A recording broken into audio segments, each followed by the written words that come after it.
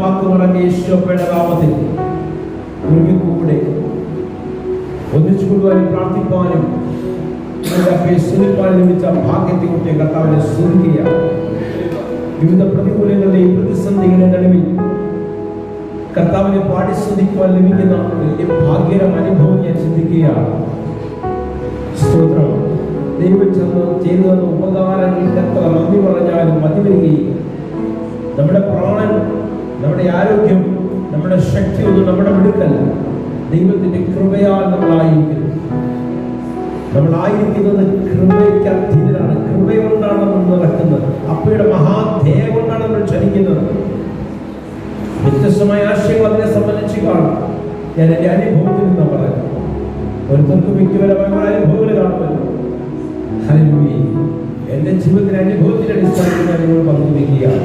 ഈ last time വിശുദ്ധ ബ്രൈഡിന്റെ അംഗങ്ങളോട് ഓരോരുത്തരോടും ചോദിച്ചാൽ അവർക്ക് വ്യക്തമായ ചില സാക്ഷ്യങ്ങൾ പറയുവാനും, അതുകൊണ്ട് ഇന്റർനെറ്റ് മുഖാന്തരം എന്നെ കണ്ടുകൊണ്ടിരിക്കുന്നത് ഞാൻ പറയട്ടെ, നിങ്ങളിൽ നിന്നാണോ അത് ദൈവം അറിയാതെയല്ല. ഹല്ലേലൂയ. നിങ്ങൾ നേരിടുന്ന പ്രശ്നങ്ങൾക്ക് ഒരു പരിഹാരം ഇന്ന് ഇത് കണ്ടുകൊണ്ടിരിക്കുന്ന നിമിഷം തന്നെ ഉണ്ടാകും. അറക്കാനും മുടിപ്പാൻ നിങ്ങളുടെ ജീവിതത്തിൽ കടന്നു വരുന്ന ശക്തി നിന്നെ വിട്ട് ഓടിപ്പോകാൻ ഈ ശുശ്രൂഷ മുഖാന്തരന്മാരുടെ ഞാൻ പ്രാർത്ഥിക്കുകയാണ്. വിശ്വാസത്താൽ വചനത്തെ ഏറ്റെടുക്കണം. വിശ്വസിച്ചുകൊണ്ട് ദൈവ വചനത്തെ വാഗ്ദത്തത്തെ അധരങ്ങളൊന്ന് പറഞ്ഞുവിടണം. ഹല്ലേലൂയ. പ്രതികൂലങ്ങളുടെ പ്രശ്നങ്ങളുടെ നടുവിൽ എന്നെ വഴികടക്കുന്നൊരു ദൈവമുള്ളതൊരു ബോധ്യമാകുന്നുണ്ടാകും. അപ്പോസ്തലനായ പൗലോസ് എഫെസോസിലെ സഭയ്ക്കുള്ള ലേഖനം എഫെസോസ് 1:6-7 വാക്യങ്ങൾ നമുക്കൊന്ന് വായിക്കാം. അവൻ പ്രിയനായവനിൽ നമുക്ക് സൗജന്യമായി നൽകിയ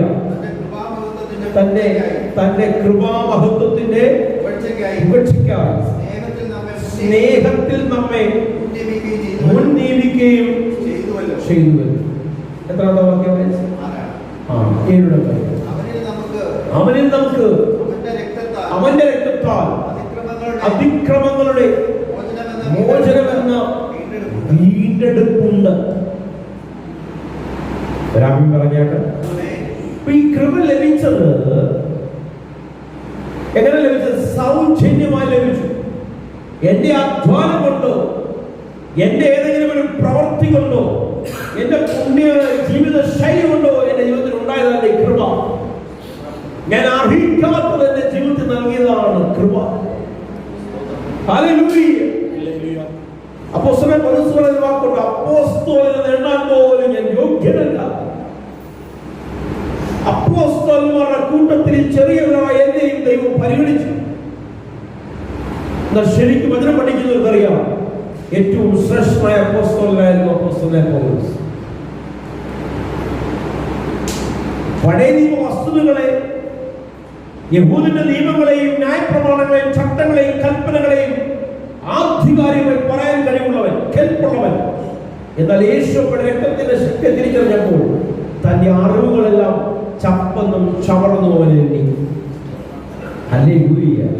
അപ്പൊ ഈ കൃപ ലഭിച്ചത് സൗജന്യമായിട്ടാണ്.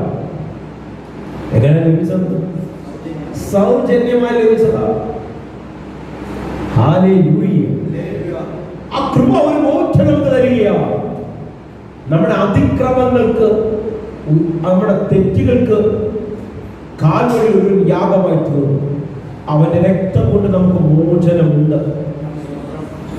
അവന്റെ രക്തം നമ്മളെ കഴുകാൻ ശക്തിയുള്ളതാണ്. നമ്മളെ ശുദ്ധരാക്കി തീർക്കുവാൻ അവന്റെ രക്തത്തിന് ശക്തിയുണ്ട്. ആമേൻ പറഞ്ഞാട്ടെ. ഹല്ലേലൂയ. 2 കൊരിന്ത്യർ 5-ാം അധ്യായം അതിന്റെ 7 മുതൽ 9 വരെയുള്ള വാക്യങ്ങളൊന്ന് വായിക്കാം. എല്ലാവരും എടുത്തു. 2 കൊരിന്ത്യർ 5-ന്റെ 7 മുതൽ 9 വരെ. കാഴ്ചയാലല്ല, വിശ്വാസത്താൽ അത്ര ഞങ്ങൾ നടക്കുന്നത്. ഈ കാണുന്നതിലോട്ടൊക്കെ ഫോക്കസ് ചെയ്ത് കഴിഞ്ഞാൽ മുന്നോട്ട് നടക്കാൻ പലപ്പോഴും പറ്റാതെ യാന്ത്രികമായി പലരും പല കാര്യങ്ങളെ ഫേസ് ചെയ്യുന്നു. ജോലിക്ക് പോകുന്നു, വീട്ടിലെ കുടുംബകാര്യങ്ങൾ ഇടപെടുന്നു, ബിസിനസ്സിൽ ഇടപെടുന്നു, പക്ഷേ ഒരു ശുഭപ്രതീക്ഷ അകത്തുണ്ടാകുന്നില്ല. നാളെ നല്ലത് വരുമെന്നുള്ള ചിന്ത ഉണ്ടാകുന്നില്ല. എന്തോ വിനാശകരമായത് പതിയിരിക്കുന്ന ഒരു ബോധ്യം ഉണ്ടാകും. നിലയ്ക്കാത്ത നാഴികയിൽ ചിലത് തന്നെ പിടികൂടുമെന്ന് തിരിച്ചറിവുണ്ടാകുന്നു. ഇതൊക്കെയാണ് ലോകപ്രകാരം വസ്തുതകളെ വിചിന്തനം ചെയ്യുന്നവന്റെ അകത്തുണ്ടാകുന്ന അറിവ്. അപ്പം ഈ പ്രപഞ്ചത്തിൽ കാണുന്ന രോഗങ്ങളോ ബന്ധനങ്ങളോ പൈശാചിക വാഴ്ചകളോ അധികാരത്തിന്റെ ആധിപത്യത്തിൽ ഇരുന്ന് അല്ലെങ്കിൽ അധികാരത്തിന്റെ ബലം ഉപയോഗിച്ച് ഇല്ലാതാക്കാൻ ശ്രമിക്കുന്ന പലതിനെയും അതൊക്കെ കണ്ട് പ്രതീക്ഷ അസ്തമിക്കുന്ന വ്യക്തികളല്ല നമ്മൾ. കാരണം നമ്മൾ ചലിക്കുന്നത് ഈ കാണുന്ന മണ്ഡലത്തിലെ ശക്തിയെ അടിസ്ഥാനമാക്കിയല്ല. പറഞ്ഞാൽ കാണുന്ന മണ്ഡലത്തിലെ ശക്തിയെ അടിസ്ഥാനമാക്കിയല്ല നമ്മൾ ചലിക്കുന്നത്. ഈ കാണുന്ന മണ്ഡലത്തെ പോലും എങ്ങനെ കൊണ്ടുപോകണമെന്ന് അധികാരമുള്ള ഒരുവനുണ്ട്. അദൃശ്യ മണ്ഡലത്തിൽ വ്യാപരിക്കുന്ന ശക്തികൾ എന്തെല്ലാമെന്ന് ദൈവത്തിന്റെ ആത്മാവിൽ ചലിക്കുന്നവർക്ക് അറിയാൻ കഴിയും. യുക്തിയുടെ ബോധത്തിന്, ജ്ഞാനത്തിന്, അറിവുകൾക്ക് മനസ്സിലാക്കാൻ പറ്റാത്തൊരു വസ്തുതയാണ് കണ്ണുകൾക്ക് കാണാൻ പറ്റാത്ത മണ്ഡലം. ശാസ്ത്രീയ നിഗമനങ്ങൾക്ക് വേണ്ടി പല ഉപകരണങ്ങളുണ്ട്. ആ ഉപകരണങ്ങൾക്ക് പോലും കണ്ടെത്താൻ കഴിയാത്ത ഒരു മണ്ഡലം അദർശ മണ്ഡലം. ആദർശ മണ്ഡലത്തിലെ ഡിസൈനാണ്, ആദർശ മണ്ഡലത്തിലെ പദ്ധതികളാണ് ഇന്ന് ഈ ദൃശ്യമായ മണ്ഡലത്തിൽ വെളിപ്പെട്ടുകൊണ്ടിരിക്കുന്നത്. ഈ വിശുദ്ധ ബൈബിൾ ശരിയാവണം പഠിക്കുന്നവർക്ക്, അത് മനസ്സിലാക്കുന്നവർക്ക് അറിയാൻ കഴിയുന്നു. ഇന്ന് ഈ നടന്നുകൊണ്ടിരിക്കുന്ന എല്ലാ വസ്തുതകളും ഈ ബൈബിളിലെ പ്രവചനങ്ങളുടെ നിവർത്തീകരണമാണ്. മനസ്സിലാക്കുന്ന അപ്പൊ കാണുന്നതിനെ അല്ല ഞങ്ങൾ നോക്കി പാർക്കുന്നത്, കാണാത്തതിനെ അത്രയും.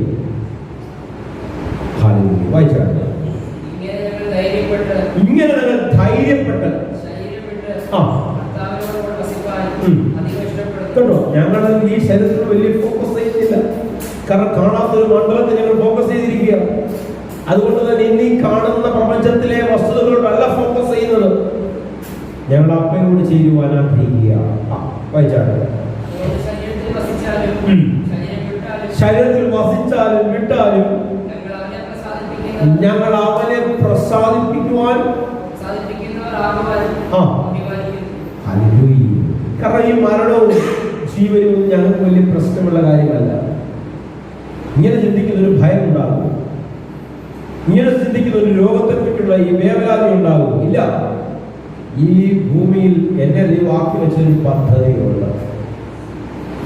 ആ പദ്ധതി പൂർത്തീകരിക്കാതെ എന്റെ ജീവിതത്തിൽ ഒരു ദോഷവും സംഭവിക്കുന്നില്ല. എന്നുവരെ ഞാൻ ജീവനോടിരിക്കണമെന്ന് പദ്ധതി കൽപ്പിച്ച ഒരുവരുണ്ട്. ഞാൻ മരിച്ചാൽ അവന് കൂടെ ജീവനോടിരിക്കുമ്പോൾ പ്രപഞ്ചത്തിൽ ദൈവത്തിന്റെ വക്താവായി നിൽക്കുന്നു. ഹല്ലേലൂയ. ആ ഒരു തിരിച്ചറിവിൽ ചലിക്കുന്നവന് മരണം ഭയമടിക്കുന്നില്ല. നിന്റെ നാളെ തീർത്തുകളെയൊന്ന് ആക്രോശിക്കുന്ന സംഘശക്തികൾക്ക് ഇങ്ങനെയുള്ള വ്യക്തികളെ ഭീഷണിപ്പെടുത്താൻ, ഇല്ലാതാക്കാൻ കഴിയത്തില്ല. അതുകൊണ്ടാണല്ലോ എവിടെ ഇതിനെ ഇല്ലാതാക്കാൻ നോക്കിയോ, എവിടെ ഇതിനെ തകർത്തുകളെ നോക്കിയോ, ഈ മാർഗത്തെ എവിടെ സ്റ്റോപ്പ് ചെയ്യാൻ നോക്കിയോ, ആ മേഖലയിൽ തന്നെ ഈ നാമം ഉയർത്തപ്പെട്ടു. അത് ഈ ലോക ചരിത്രത്തിന്റെ ഏടുകളിലൂടെ നോക്കുമ്പോൾ നമുക്ക് അറിയാൻ കഴിയുന്നു. ഇതിനെ പിടിച്ചു കുലുക്കി ഇതിനെ ഇല്ലാതാക്കി കളയുമെന്ന് പറഞ്ഞ രാജ്യങ്ങളും ഭരണകർത്താക്കളും ഇന്ന് എന്തിന്റെ തലത്തിലേക്ക് മാറ്റപ്പെട്ടു, അല്ലെങ്കിൽ ആ രാജ്യം യേശു കർത്താവിനെ പിടിക്കപ്പെട്ട തലത്തിലേക്ക് മാറ്റപ്പെട്ടത് നമുക്ക് കാണാൻ കഴിഞ്ഞിട്ടുണ്ട്. Hallelujah, hallelujah. ഇത് ഈ വിശുദ്ധ ബൈബിൾ കത്തിച്ച് ചാമ്പലാക്കി കളയുന്നത് ഉണ്ടാകത്തില്ല. ഈ പ്രപഞ്ചത്തിൽ തന്നെ തുടച്ചു കളയുമെന്ന് വാദിച്ചവരുടെ അവരുടെ ഭവനങ്ങൾ പിന്നീട്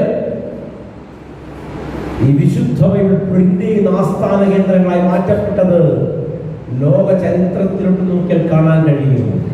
യുക്തിവാദിയെ, ബുദ്ധിമാനെ, നിന്റെ ജ്ഞാനവും നിന്റെ താർക്കിക ശക്തിയും ഇല്ലാതാക്കി കളയുന്ന ആദർശ മണ്ഡലത്തെ പറ്റി അത്രേ ഞാൻ ഈ പ്രസംഗിക്കുന്നത്. സ്തോത്രം. ഹല്ലേലൂയ. വായിച്ചാട്ടെ. 10-ാം വാക്യം എടുത്ത് വായിച്ചാട്ടെ. 10-ാം വാക്യം, 15-ന്റെ 10-ാം വാക്യം. 9, 15-ന്റെ 10. 15-ന്റെ 10. Okay, 1 Corinthians 15-ന്റെ 9-10 വാക്യമായിട്ട്. 9-10 വാക്യം. ഞാൻ അപ്പോസ്തലന്മാരിൽ ഏറ്റവും ചെറിയവനല്ലോ. കേട്ടോ, ഞാൻ ദൈവസഭയെ ഉപദ്രവിച്ചതിനാണ്. അപ്പോസ്തലൻ എന്ന പേരിന് പോലും ഞാൻ യോഗ്യനല്ല. ആര് പറയുന്നത്? കൊരിന്ത്യർ സഭയ്ക്ക് ലേഖനം കത്തെഴുതുമ്പോൾ അപ്പോസ്തലൻ പൗലോസ് പറയുന്ന വാക്കാണ്. സഭയെ ദ്രോഹിച്ചവരെന്ന നിലയിൽ തന്നെ ഞാൻ ഈ പദവിക്കൊന്നും യോഗ്യനല്ല. ഏത് പദവിക്ക്?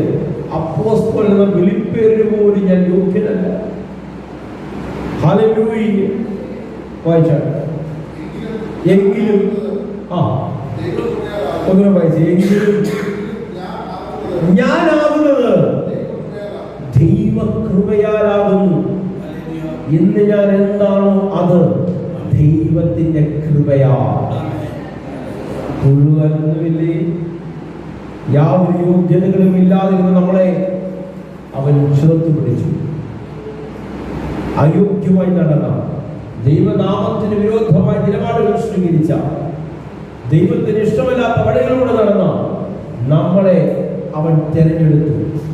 കൃപയാണ് നമ്മുടെ രക്ഷയുടെ അടിസ്ഥാനം. കൃപ നമ്മുടെ ജീവിതത്തിന്റെ ചലനത്തിന്റെ അടിസ്ഥാനം. കൃപ. ആ വാക്യം കംപ്ലീറ്റ് ആയിരുന്നു. വായിച്ചാൽ എന്നോടുള്ള അവന്റെ കൃപ വ്യർത്ഥമായതുമില്ല.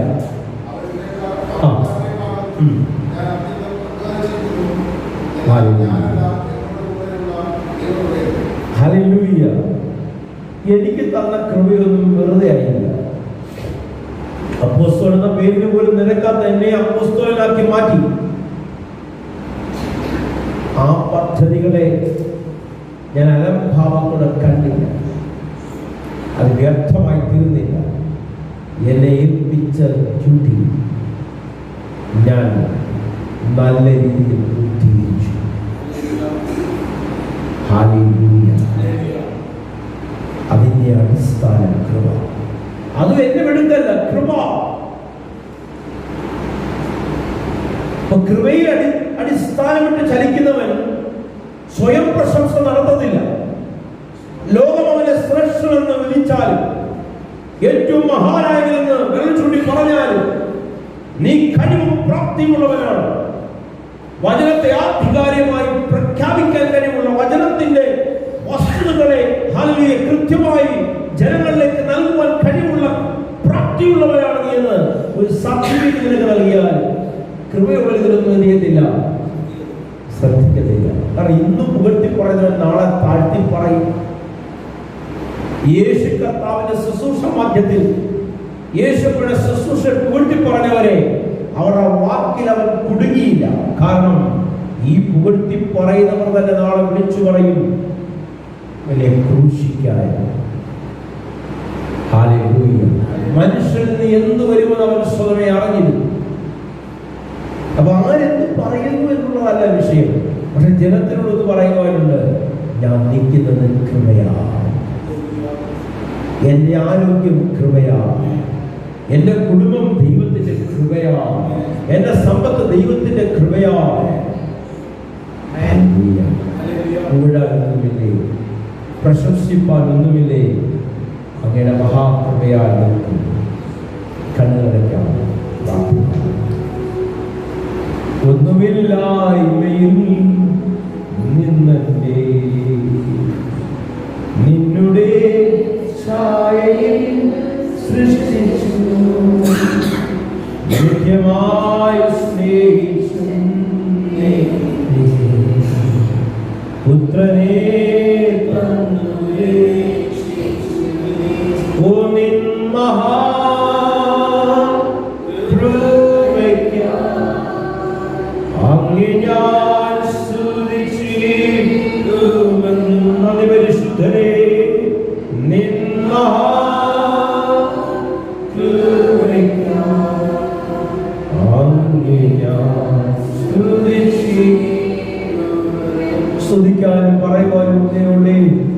അപ്പയുടെ കൃപ, ഒന്നുമില്ലായ്മ ഇതുവരെ നടത്തിയ എന്റെ അപ്പയുടെ മഹാസാന്നിധ്യം ഇത് കണ്ടുകൊണ്ടിരിക്കുന്നവർ ജീവിതത്തിൽ ചിലത് ചെയ്തെടുക്കാൻ പോവുകയാണ്. നിന്റെ എല്ലാ പ്രതികൂലങ്ങളും മാറി, നിന്റെ എല്ലാ പ്രതിസന്ധികളും മാറി, ശൂന്യതകൾ മാറി, നിറവിന്റെ അനുഭവം ഉണ്ടാകും. നന്ദി പരിശുദ്ധൻ, നന്ദി കർത്താവ്. മുന്നോട്ട് കുതിക്കുവാൻ പദ്ധതിയിട്ട വ്യക്തി നിന്നെ പിന്നോട്ട് വലിക്കുന്ന ശക്തികൾ നിന്റെ ജീവിതത്തിൽ മാറിപ്പോകുക. രോഗബന്ധനങ്ങൾ അഴിയട്ടെ. കണ്ടുകൊണ്ടിരിക്കുന്ന വ്യക്തികളിൽ നിനക്ക് പ്രതികൂലമായി നിൽക്കുന്ന രോഗശക്തികളോട് മാറുവാൻ യേശുവിന്റെ നാമത്തിൽ കൽപ്പിക്കുക. അതിനെ തുടർന്ന് പറഞ്ഞാട്ട് എന്റെ കർത്താവിന്റെ നാമത്തിൽ രോഗബന്ധനം അഴിയട്ടെ. എന്റെ കർത്താവിന്റെ നാമത്തിൽ രോഗബന്ധനം അഴിയട്ടെ.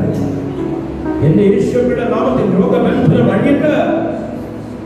യേശു ക്രിസ്തു ആരെന്നറിയുവാൻ കൊതിക്കുന്ന വ്യക്തി എന്റെ ഭാവിയായ വ്യക്തിയാണ്. എനിക്ക് ദൈവത്തെ യേശുവെ അനുഭവിക്കാൻ സാധിക്കും. എന്റെ ചോദ്യങ്ങൾക്ക് ഒരു മറുപടി ഉണ്ടാകുകയാണ്. നിന്റെ പാപങ്ങൾ എത്ര കടിഞ്ചുവപ്പായിരുന്നാലും അതിനെ ഹിമം പോലെ വെളുപ്പിക്കാൻ കഴിവുള്ള ദൈവത്തിന്റെ കൃപയുടെ വ്യാപാരം, ആ രക്തത്തിന്റെ ശക്തി ഇത് കണ്ടുകൊണ്ടിരിക്കുന്ന വ്യക്തികളുടെ ജീവിതത്തിലേക്ക് ഇറങ്ങട്ടെ എന്ന് പ്രാർത്ഥിക്കുന്നു. കുടുംബത്തിനകത്തേക്ക്, വ്യക്തിപരമായ അവസ്ഥകളുടെ മേൽ ദൈവത്തിന്റെ മഹത്വം വ്യാപരിക്കപ്പെടട്ടെ എന്ന് പ്രാർത്ഥിക്കുന്നു.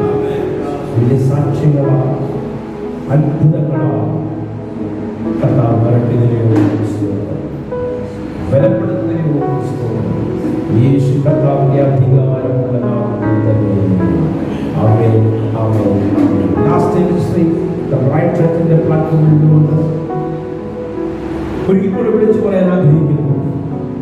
നിങ്ങളെ വഴി നടത്തുവാൻ കഴിവുള്ള യേശുവ, ആ യേശുവിനെ ആശ്രയിച്ചാൽ നിന്റെ ജീവിതം അനുഗ്രഹം നിറയപ്പെടുകയും ചെയ്യും. ദൈവം ധാരാളം നിറയ്ക്കട്ടെ, ശക്തീകരിക്കട്ടെ, ബലപ്പെടുത്തട്ടെ. ആമേൻ, ആമേൻ.